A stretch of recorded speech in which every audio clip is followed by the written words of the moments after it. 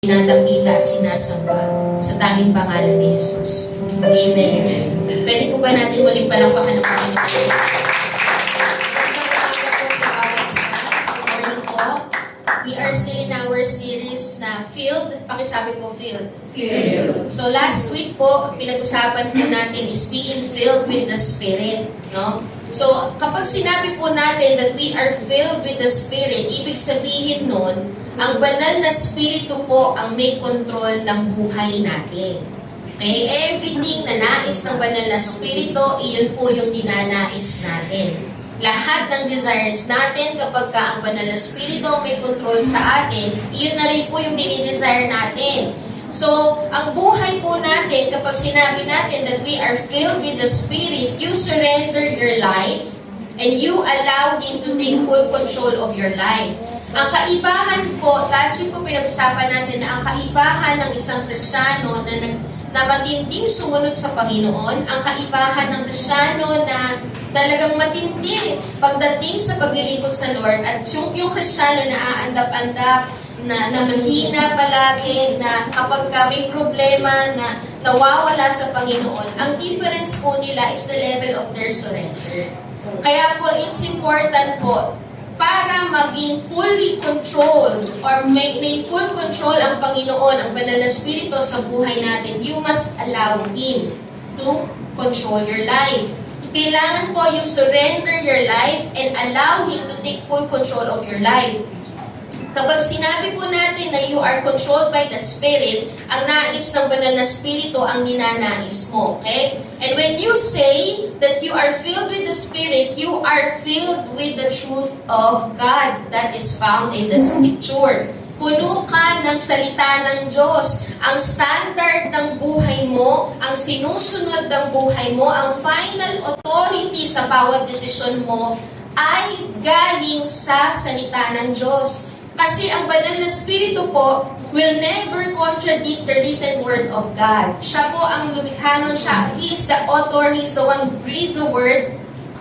So hindi po niya i-contradict ang salita po ng Diyos. If you are filled with the Spirit, nakaayon ang buhay mo sa salita ng Diyos. Kahit na iba ang standard ng mundo, or ang mga bagay na illegal sa salita ng Diyos ay nililigal na ng mundo, tayo na mga Kristiyano, mananampalataya, na puspos ng banal na spirito, ang tatayuan pa rin po natin ay yung salita ng Diyos. Amen po ba? Iyon pa rin po, nakaayon pa rin ang buhay mo sa salita ng Diyos. So if you are filled with the Spirit, it means you are filled with the truth of God. Filled ka ng salita ng Diyos. Mahal mo ang salita ng Diyos. Amen po ba? Amen? If you are lover of presence, you are lover of the Word. Hindi po yun dapat nagkakahiwalay. Amen po ba? If you are filled with the Spirit, you are also filled with the truth. If you love the Holy Spirit, you love the truth. Amen? So, ganun din po, if we are being filled with the Spirit, it means you are filled with the love of God. Yun po yung pag-uusapan natin today. We are filled with the love of God. Ephesians 3:16-19, basahin po natin. Let's open our Bible po sa Ephesians 3:16-19. I pray that out of His glorious riches, He may strengthen you with power through His Spirit in your inner being. Ibig sabihin po nito, ang pinapanalangin po daw ni Paul ay ang mga mananampalataya ay mapuspos ng banal na spirito. We will be filled with the Spirit dahil ang magpapalakas po ng ating spirito, our inner being. Pag sinabi natin inner being or inner man, that is your spirit. Ang magpapalakas daw po ng iyong spirito ay ang pagpupuspos ng banal na spirito para mananatili kang nakatayo, matatag, matibay sa ganitong klase ng buhay o ganitong klase ng generation natin. Ang kailangan po natin ay mapuspos ng banal na spirito. We must be filled with the Spirit so that, sabi po dito, so that Christ may dwell in your hearts through faith. And I pray that you, being rooted and established in love, may have power together with all the Lord's holy people to grasp how wide and long and high and deep is the love of Christ. Gaano daw po katindi ang pag-ibig ng Lord? It is so high, it is so wide, it is so long, it is high, it is deep. Ganun daw po ang pag-ibig ng Lord. And to know this love that surpasses knowledge, that you may be filled to the measure of all the fullness of God. So ang panalangin daw po ni Paul sa mga mananampalataya sa Church of Ephesus and sa atin pong lahat is for them or for us to be strengthened with the Holy Spirit, with the power of the Spirit. Ibig sabihin po nun, tayo po ay maging puno ng banal na Spirito, puspos ng banal na Spirito. Okay? Pinag-usapan po natin yun last week, no? Yung ibig sabihin ng puspos ng banal na Spirito. Na kapag daw po ikaw ay puspos ng banal na Spirito, ang Panginoong Jesus daw po will dwell in your hearts. Okay? The Lord Jesus Christ will dwell in your heart. The Lord Jesus Christ will be at home in your life. And if Christ is dwelling in your hearts, their lives will be filled with Christ's love. Kung mapapansin po natin dito, okay, doon po sa mensahe, sa verse na binasa po natin.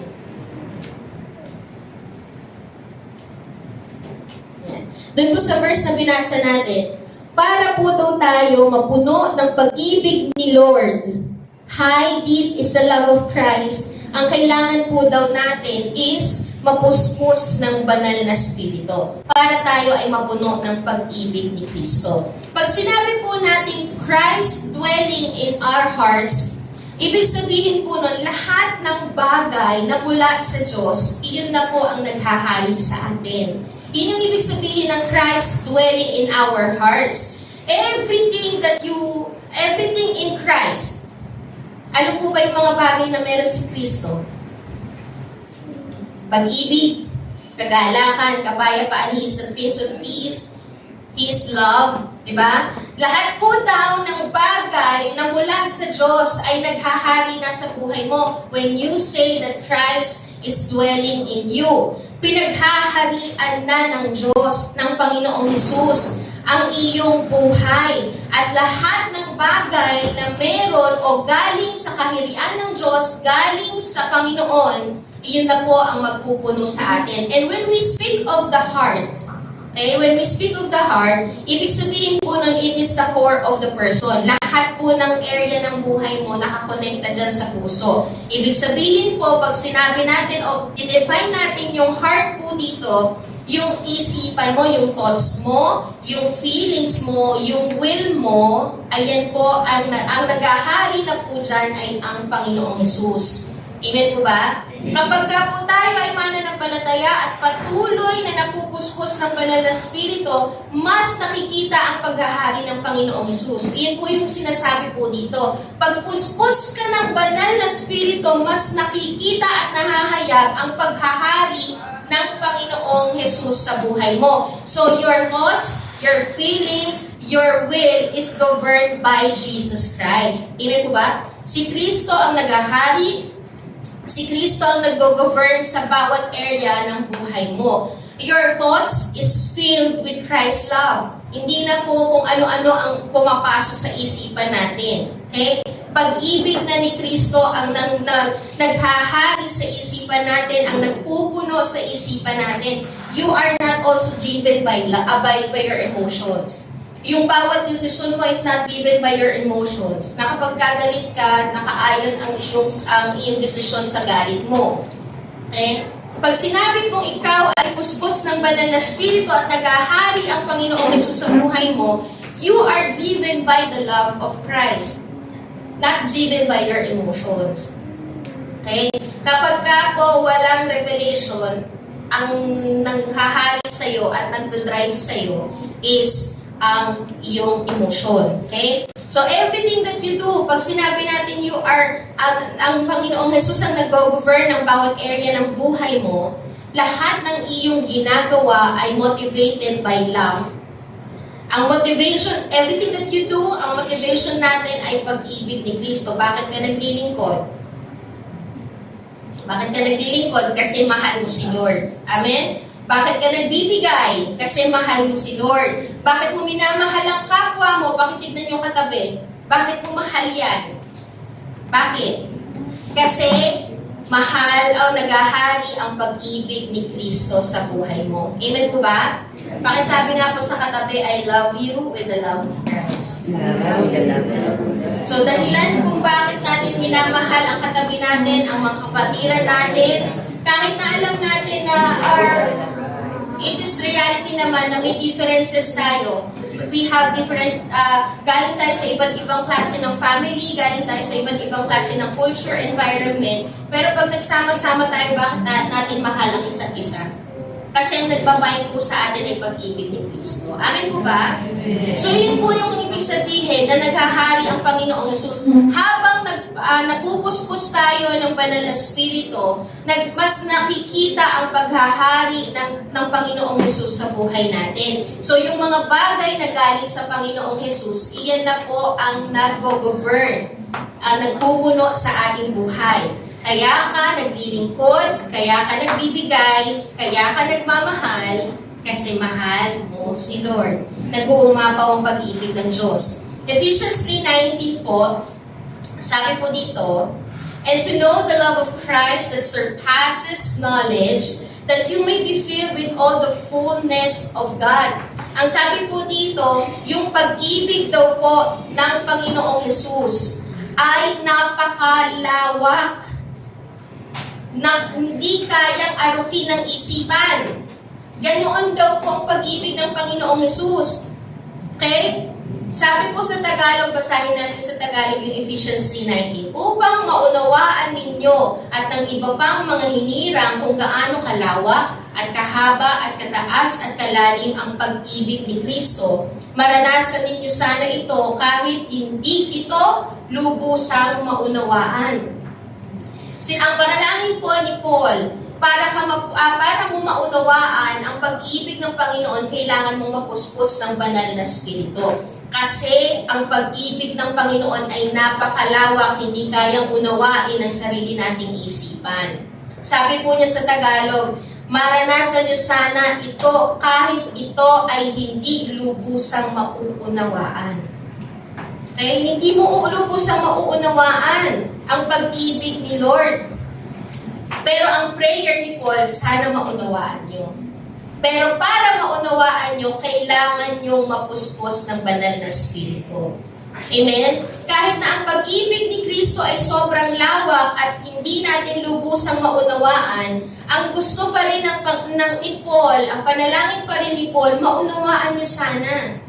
At ang sikreto po para maunawaan nyo ang pag-ibig ni Lord is kailangan mong mapuspos ng banal na Espiritu. Kasi hindi yun kayang unawain ng isip natin. Hindi kayang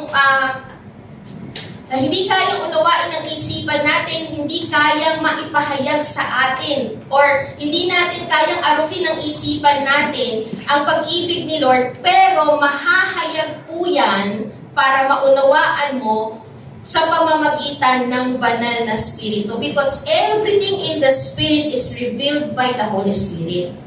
Amen po ba? Kaya po we are pushing everyone, or we are pushing this team. Ito po yung gusto ng Panginoon na mangyari sa buhay ng bawat mananampalataya, na mapuspos ka ng banal na Espiritu, kasi lahat-lahat ng mga bagay galing sa kaharian ng Diyos, hindi yan nauunawaan ng fleshly mind. Pero maipahahayag sa'yo sa pamamagitan ng banal na Espiritu, because it is the Holy Spirit that reveals everything in the Spirit. Amen po ba? Sabi nga po, di ba, sa Corinthians 2:9, na it is the Holy Spirit that reveals the deep things of God. So yung mga bagay sa spiritual, iyan po ay napakalalim na hindi kayang unawain ng fleshly mind.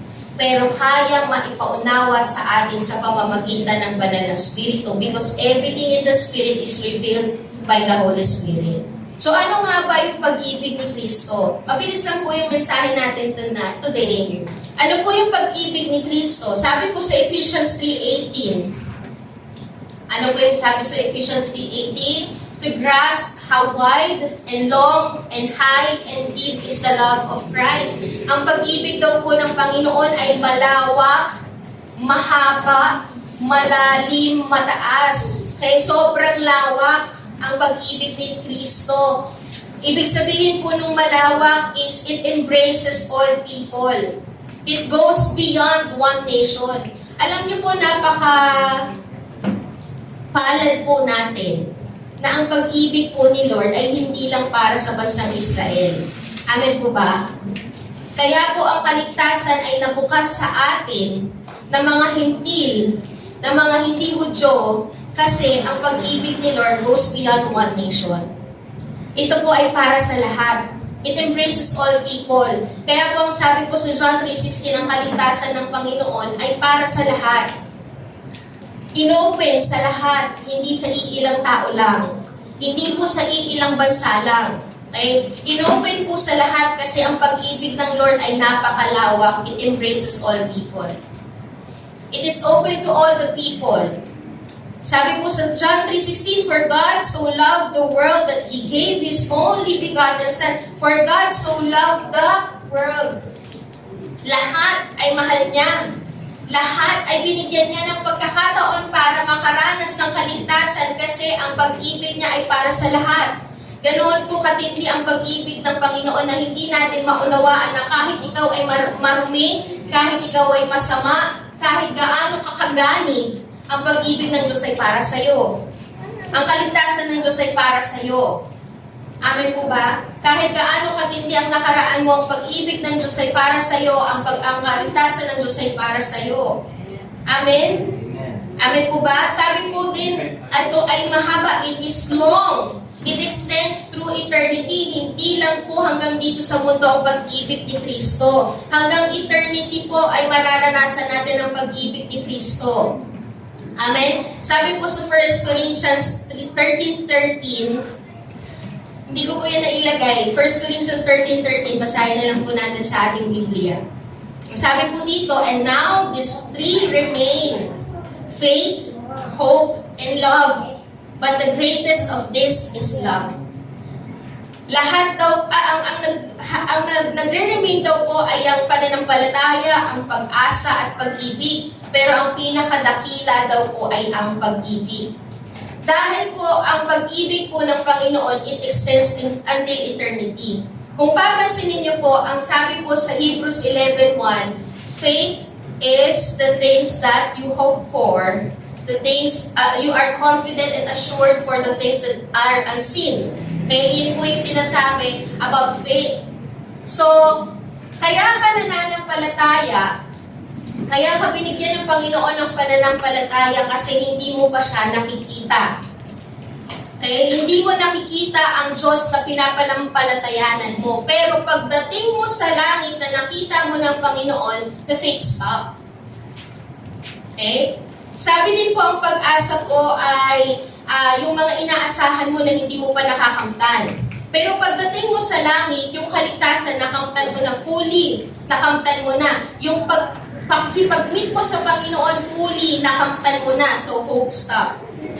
But, in eternity, as you go to heaven, the love continues. Kasi dahilan kung bakit ka patuloy na magpupuri sa Kanya kasi mahal mo siya. Amen po ba? It is the greatest of all because it continues until eternity. Nakukuha po? Amen.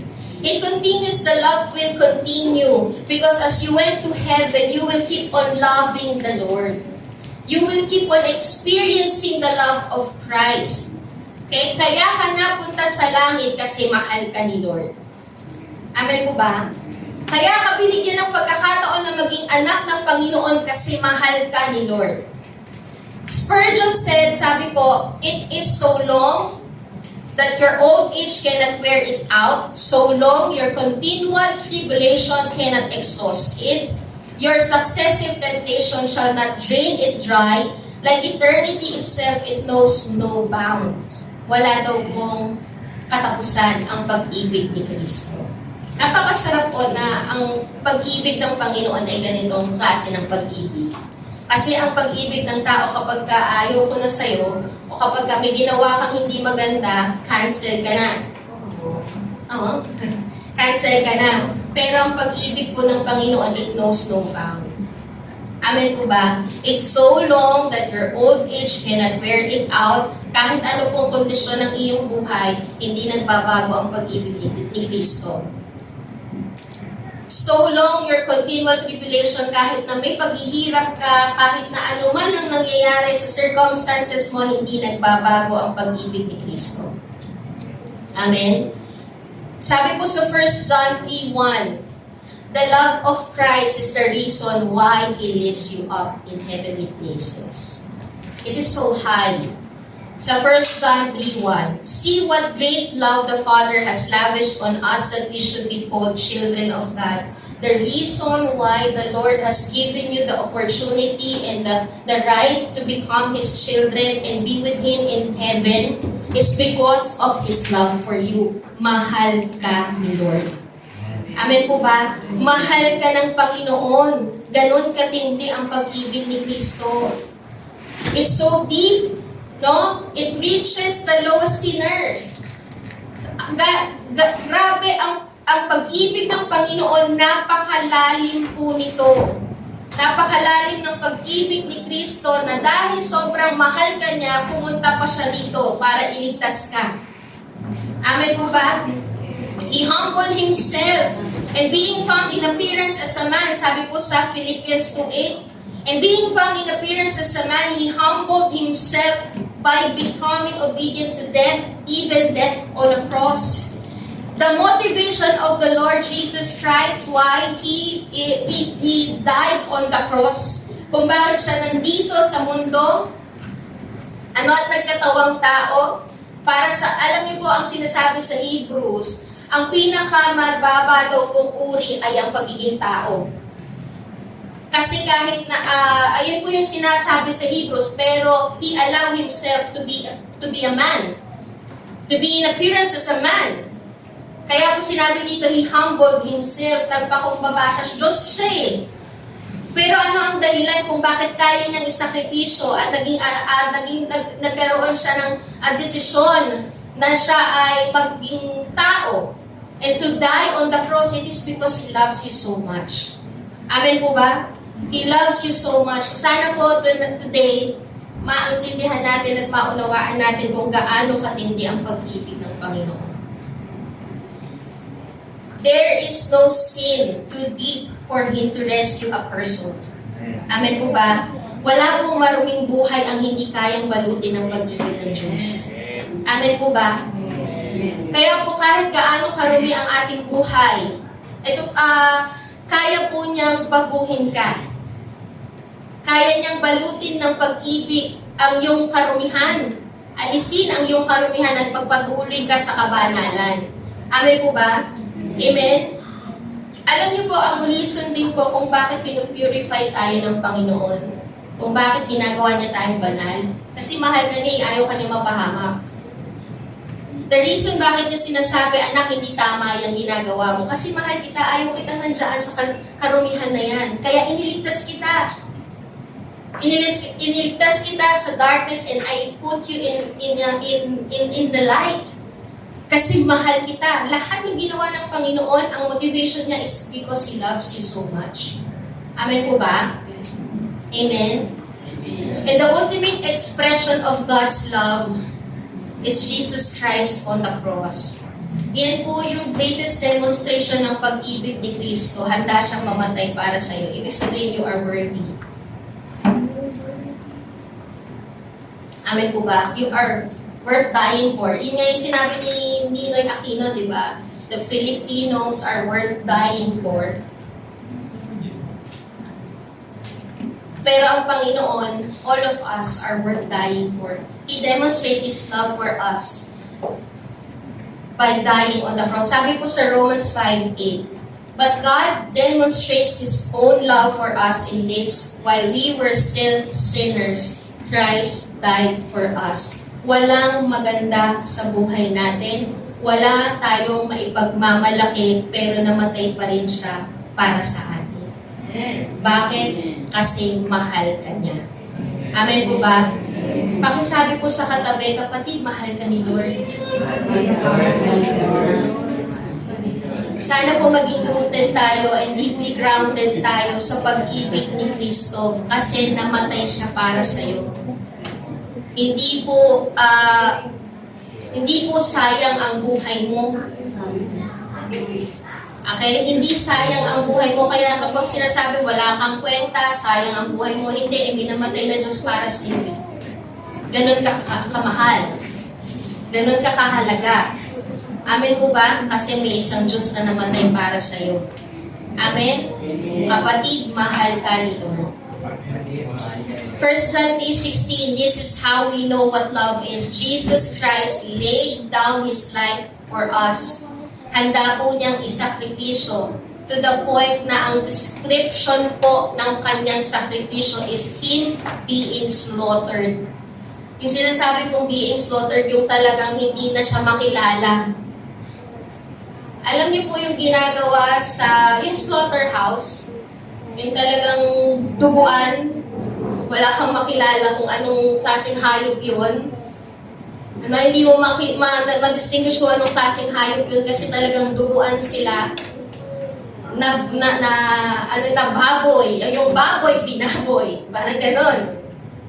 Ganon yung nakikita natin sa slaughterhouse. Ganon po yung grabing sakripisyo ng Panginoon para sa atin. Kaya ang buhay mo ay hindi dapat nasasayang. Kasi may Diyos na namatay sa iyo. Amen po ba? Kapatid, wag mong sayangin ang buhay mo kasi may Diyos na namatay sa iyo. Amen po ba? Ganon ka kamahal ni Lord. Kaya pahalagahan natin yung sakripisyo ni Kristo. Amen? Amen po ba? Yes.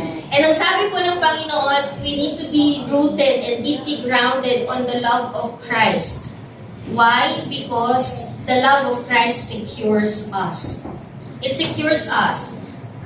Okay? Sinisecure po tayo ng pag-ibig ni Kristo. Sabi po sa Ephesians 3:17, so that Christ may dwell in your hearts through faith, that you, being rooted and grounded in love.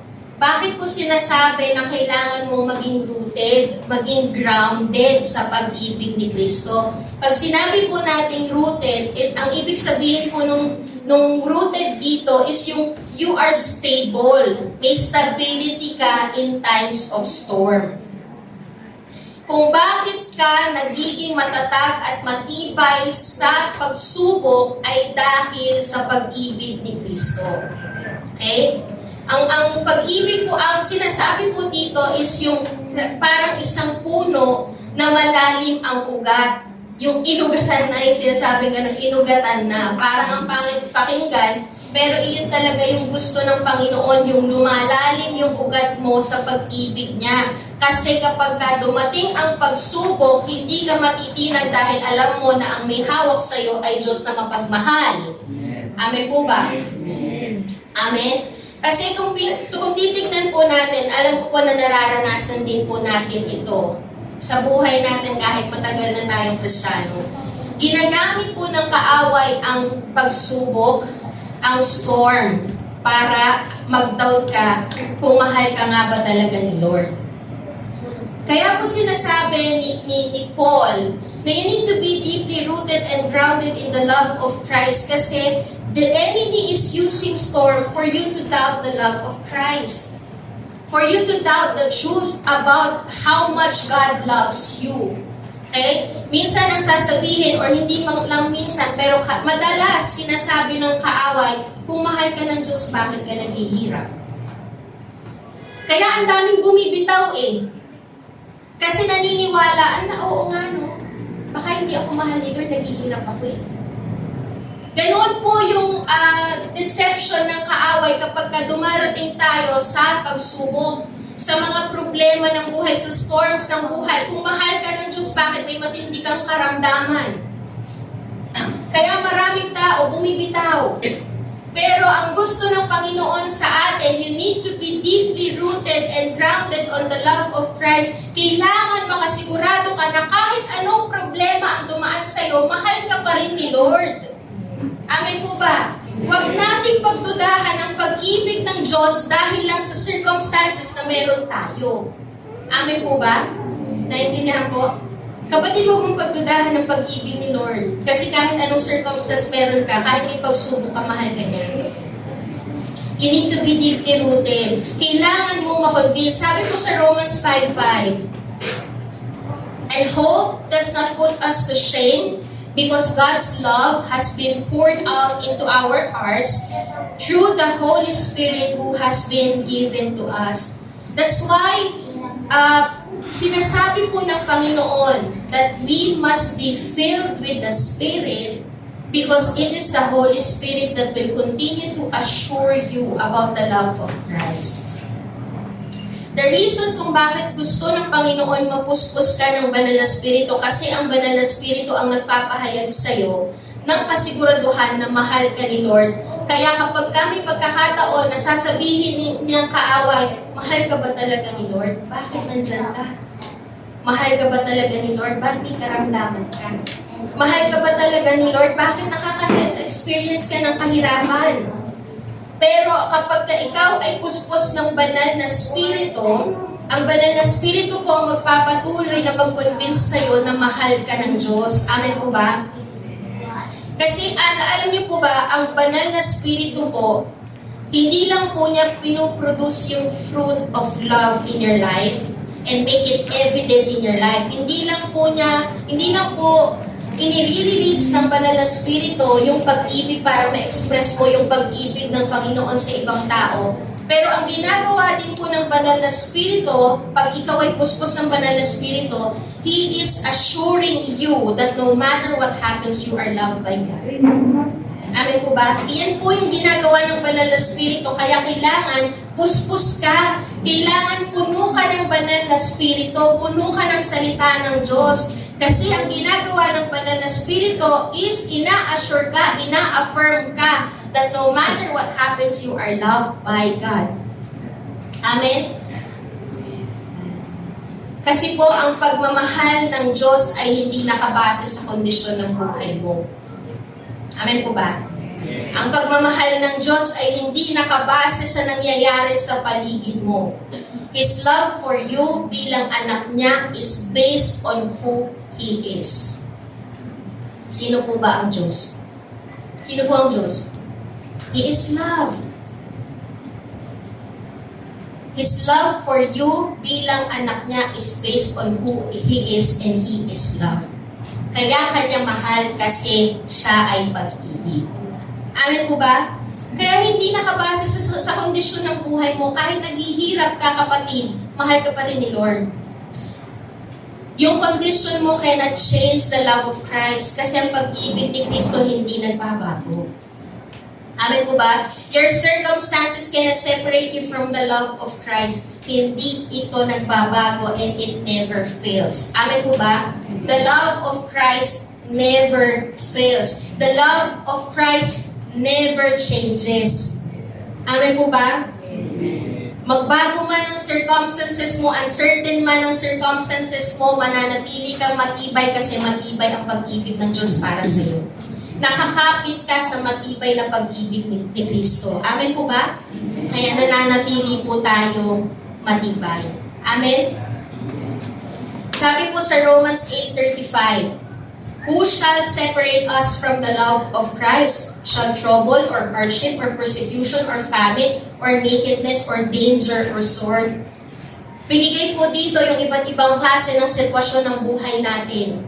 Pero ano ang sagot ng Panginoon? I am convinced that neither death nor life, neither angels nor demons, neither the present nor the future, nor any power, nor neither height nor depth, nor anything else in all creation will be able to separate us from the love of God that is in Christ Jesus our Lord.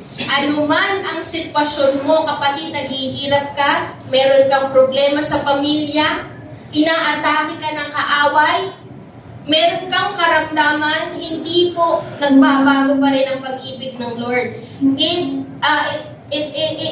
Hindi tayo nawawalay sa pag-ibig ng Panginoong Jesus. Amen po ba? Nothing can separate us from the love of Christ. Amen? Ito po ay para sa mga anak ng Diyos. If you are in Christ, Tandaan po natin, if you are in Christ, nothing can separate you from His love. Amen po ba? Nothing can separate you from His love.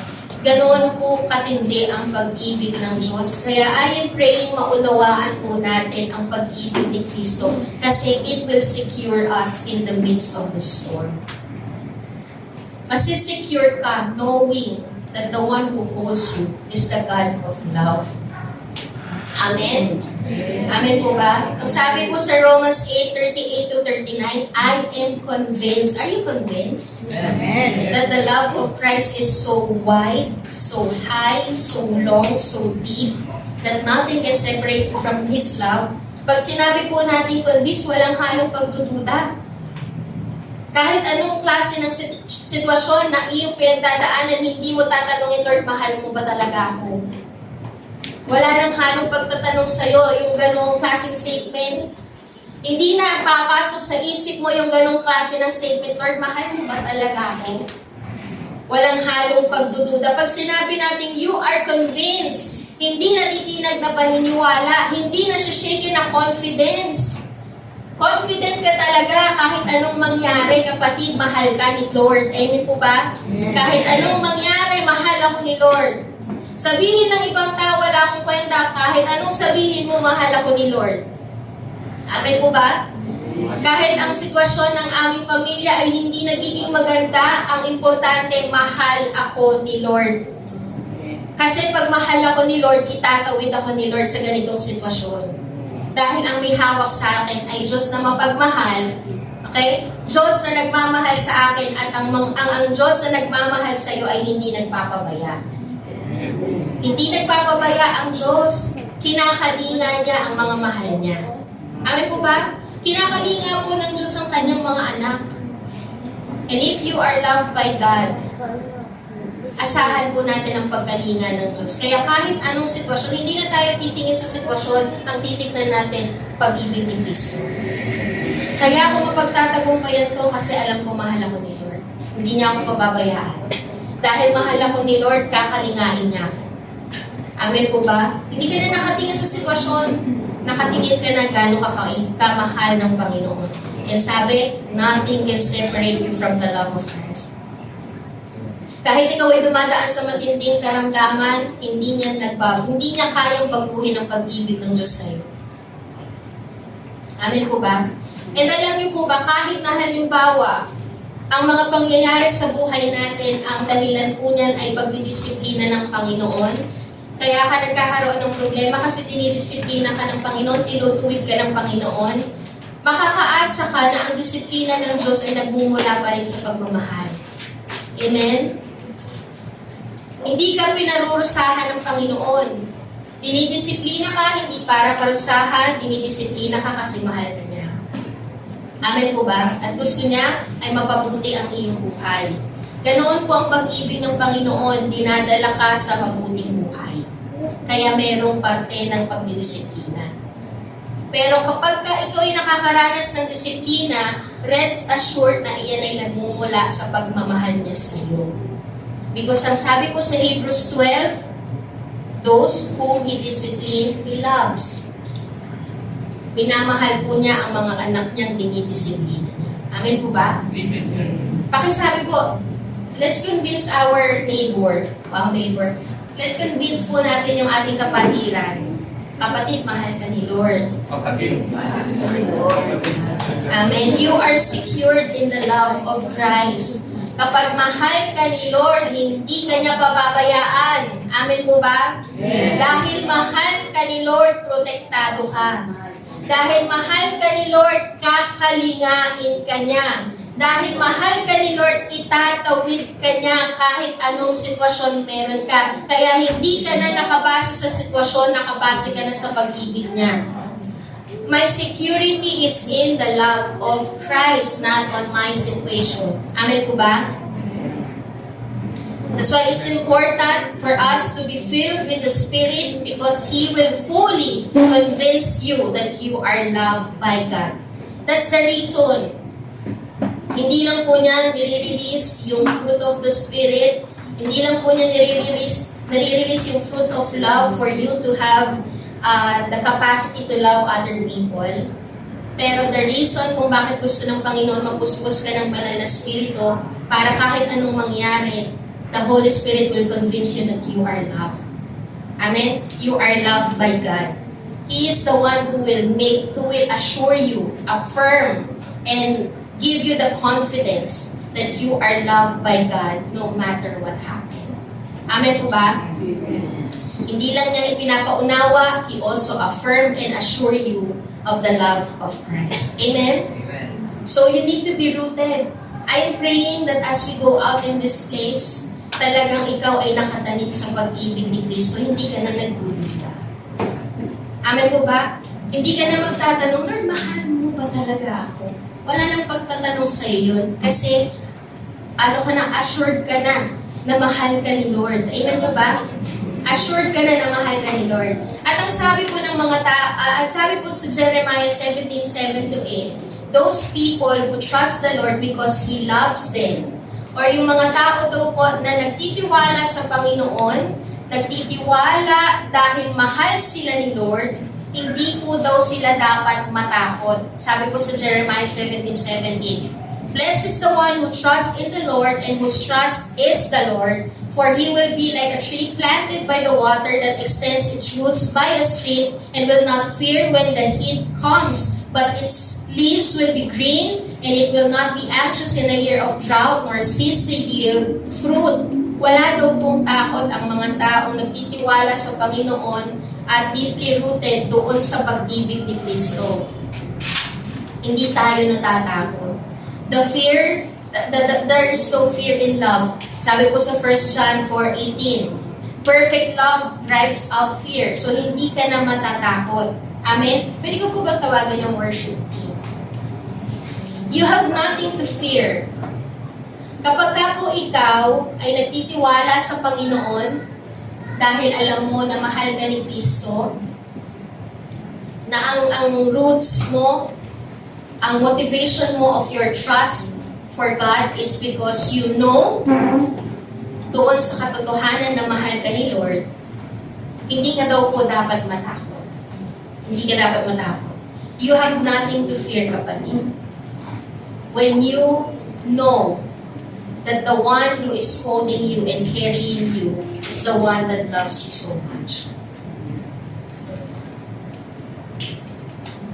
Punta po tayo sa next slide. No matter what the circumstances is, you are safe and secure in the arms of our loving Father. Yan po yung dahilan kung ba't hindi tayo matatakot at kung bakit natin ipagkakatiwala ang ating buhay sa Diyos.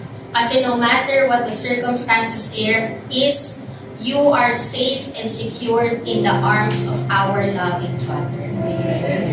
Dahil mahal ka ni Lord, again, uulitin po natin, dahil mahal ka ni Lord, hindi ka niya pababayaan. Dahil mahal ka ni Lord, kakalingain ka niya. Dahil mahal ka ni Lord, itatawid ka niya. He will carry you. Amen po ba? He is holding you and carrying you para mapagtagumpayan yung mga circumstances na meron ka. Kasi ang dahilan kung bakit niya ginagawa yun, mahal ka niya. Amen po ba? Mahal ka ni Lord. Kapatid, your spiritual stability is not based on your feelings. Huwag mong hayaan na driven ka ng emotion mo. Parang hindi ko nararamdaman si Lord. Mahal ba talaga ako ni Lord? Hindi nakabase ang iyong spiritual stability sa iyong emosyon. Kapag binase mo ang spiritual stability mo sa emosyon mo, masyashake ka. Pero dapat i-align mo, i-anchor mo ang iyong buhay sa pag-ibig ni Kristo. Kasi you are secured in the love of Christ. Amen? Because the love of Christ cannot be shaken. The love of Christ never fails. The love of Christ is unchanging. It is imperishable. It is eternal. Everything that comes from the kingdom of God, everything that is in the Spirit, that comes from the Holy Spirit, is eternal, never changes, imperishable, hindi natitinag. It remains. Amen? So, ibig sabihin po nun, the love of Christ remains in you. Amen po ba? No matter what the circumstances na pinagdadaanan mo, ano man yung nararamdaman mo sa sitwasyon na yan, kapatid, the love of Christ remains at hindi po nagbabago ang pag-ibig ng Kristo. Kapag binabato ka ng kaaway ng kasinungalingan para magduda ka sa pag-ibig ng Diyos, bumalik ka po sa salita ng Diyos. Bumalik ka ulit sa katotohanan kung gaano ka kamahal ni Kristo. So don't let your life be driven by your emotion. Let the Word of God convince you of how great the love of Christ for you. Pwede po ba tayong tumayo lahat?